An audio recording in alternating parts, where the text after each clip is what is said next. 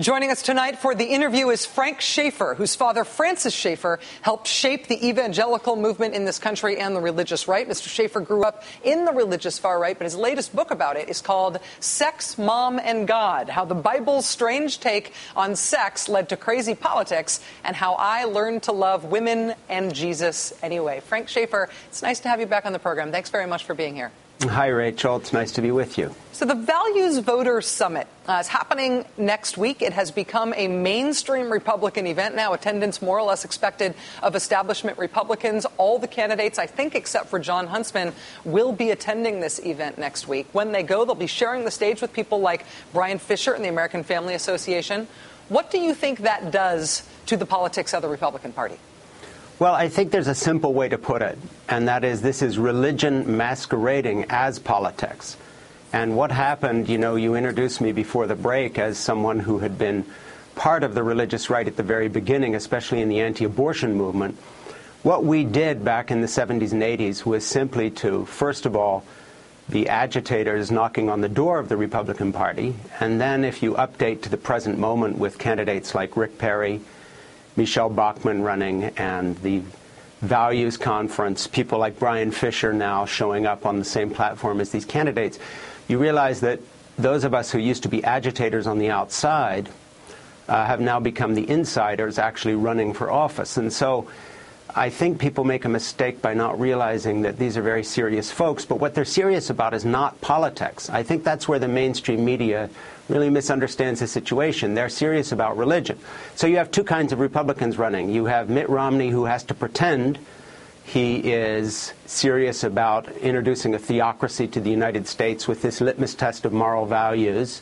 And then the true believers like Michelle Bachmann and Rick Perry, and then the agitators who come in to rev them up like Brian Fisher. But I say again, it is religion masquerading as politics. The goal is theocracy rather than democracy.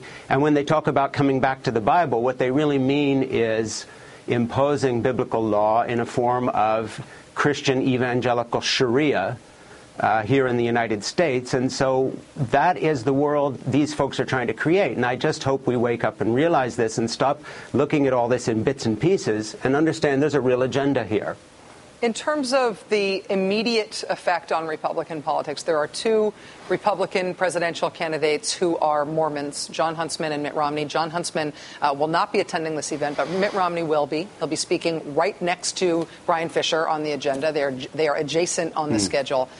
What should we understand about the interaction of Mitt Romney's faith and people like Brian Fisher and the American Family Association and the folks that you're describing with those politics, their feelings about the Mormon faith and its freedom of religion? Well, you have to look at John McCain to understand. Remember 2000, John McCain called these folks agents of intolerance, and then in the next election totally sold out and nominated one of them as his running mate so that he could get the backing of people like Focus on the Family's Values guys, Brian Fisher and so forth, tick off the litmus test, anti-gay, anti-abortion, et cetera, et cetera. And so, when you look at Huntsman, you just have to conclude maybe he's still both sane and has some integrity. Mitt Romney is probably sane, but he's got to pretend he's one of them, and he's got to pretend he likes it. So he'll stand up there and chuckle, and it'll be like an act that he's putting on. Who knows what he really believes, but he's certainly identified as a Mormon. And the folks that he's standing up there with regard Mormons not just as heretics, but non-Christians altogether, similarly as they would look at, say, a Hindu running for office or an atheist. And there's no way around this. So in the evangelical vote that has told itself lies about Barack Obama consistently, in their mind it would be a choice if Mitt Romney was running between the Mormon and the Muslim. That's how they'd see it. And in the lying world of evangelical propaganda politics, they would look at these two people as outsiders. So the Republican Party have a problem with their Mormon candidates, and that is, they're in a party where one of McCain's backers, until he dumped him, John Hagee in Houston, was referring to the Roman Catholic Church as the whore of Babylon.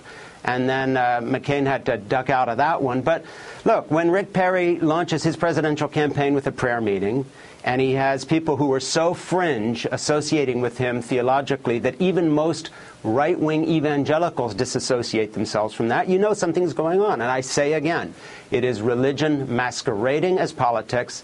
The agenda of the religious right is a theocracy in the United States of America. They wrap themselves in the flag, but the America that they support is an America that doesn't exist. It's one without immigration. It's one without black people. It's one without gay people. It's one without women having a right to choose. It's one where the whites remain forever in the majority. And as this America slips away, what you really see is part of the larger story that you were referring to at the beginning of this program with the war on terror continuing.